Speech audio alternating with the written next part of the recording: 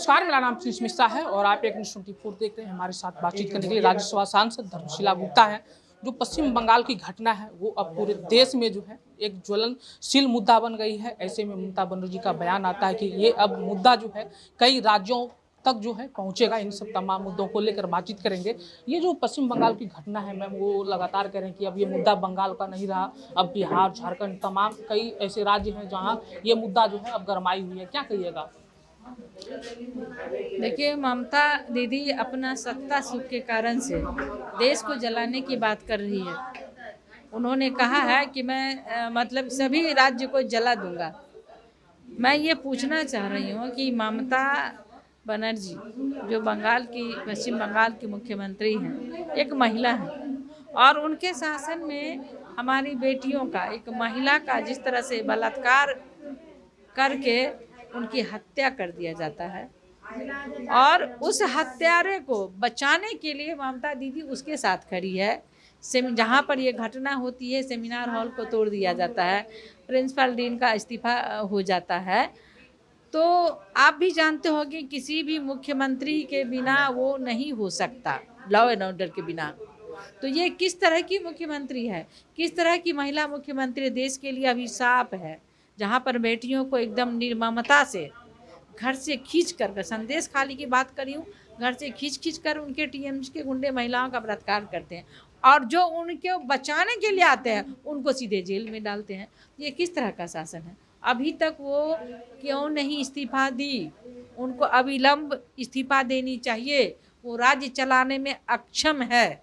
महिला को वो नहीं सम्मान दे सकती है, महिला को वो सुरक्षा नहीं दे सकती है, तो उनको अविलंब इस्तीफा देना चाहिए। मांग करते हैं इस्तीफा के कि ये बंगाल को उन्होंने बलात्कार राज बना दिया है, महिलाओं का घुटन का राज बना दिया है, महिलाओं का शोषण का राज्य बना दिया है। उनको अविलंब इस्तीफा देनी चाहिए। मैम, सवाल ये भी खड़ा होता है कि आप लोग मुखर होकर कर जो है पश्चिम बंगाल के मुद्दे को आप लोग उठा रहे हैं, लेकिन बिहार में जो आपराधिक घटनाएं घट रही है, कई मासूमों के साथ जो है बलात्कार करके उनका भी हत्या कर दी जाती है। हाल फिलहाल के दिनों में आपने मुजफ्फरपुर की घटना को भी देखा होगा। वहाँ पे जो है दोषियों को जो है कड़ी से कार्रवाई जो करने की जो बात आप लोग कहते हैं कि ना हम किसी को फंसाते ना बचाते हैं, तो कहाँ ये जो है सुशासन की सरकार कहाँ बैठी है? हमारी सरकार दोषियों को पकड़ करके, जो अभी उन्होंने नियम लाया है कि जो भी बलात्कार करेंगे उनको आजीवन कारावास या फिर मौत की सज़ा, फांसी की सज़ा है।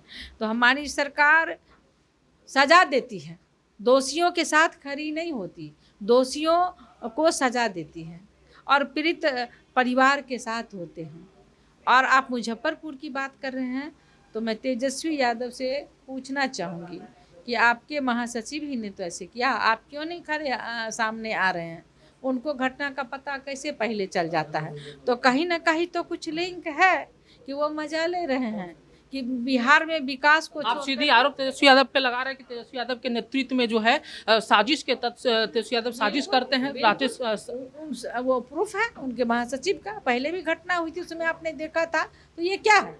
लेकिन हमारी सरकार तो ऐसा नहीं कर रही है। हमारी सरकार तो उन आरोपी को ढूंढ करके सजा देने का काम करती है। पीड़ित परिवार के साथ खड़े होते हैं हम लोग। तो ये एनडीए सरकार की ये पूरी तरह से बेटियों के साथ उनको आगे बढ़ाने के लिए, उनको पढ़ाने के लिए, उनको सुरक्षा देने के लिए प्रतिबद्ध है हमारी सरकार। लेकिन देश की प्रथम नागरिक जो है द्रौपदी मुर्मू है, राष्ट्रपति हैं, उन्होंने भी अब इस मुद्दे को लेकर जो सवाल किया है कि देश में जो है बेटियां सुरक्षित नहीं है। आप ही के पार्टी से हैं, देश में आपकी सरकार है, किस तरीके से इनको देख रहे हैं? नहीं, उनका ये कहना सही है बिल्कुल कि जिस तरह से बंगाल में हो रहा है, उन्होंने बंगाल पे वो ये किया है और पूरे देश की बेटियों के लिए जहाँ जहाँ हमारी सरकार है, जहाँ हमारे मुख्यमंत्री हैं, वहाँ हमारी बेटियाँ सुरक्षित हैं। लेकिन जहाँ पर जो विपक्ष के अभी वर्तमान में उदाहरण आप ममता दीदी को देख लीजिए, इस तरह की घटनाएं हो रही हैं तो कोई भी महिला बोल सकती है सर। चलिए आखिरी सवाल लेते हैं। 2025 का विधानसभा चुनाव में महिला विंग जो है, भाजपा की महिला विंग किस तरीके से पार्टी को मजबूत करने के लिए जो है आगे आएगी, क्योंकि भाजपा कहती है महिलाओं का सम्मान जो है भाजपा करती है? देखिए, महिलाएं तो बूथ तक काम करती हैं और अभी चुनाव में भी महिलाओं का वोट 10% पुरुषों की अपेक्षा अधिक रहा है।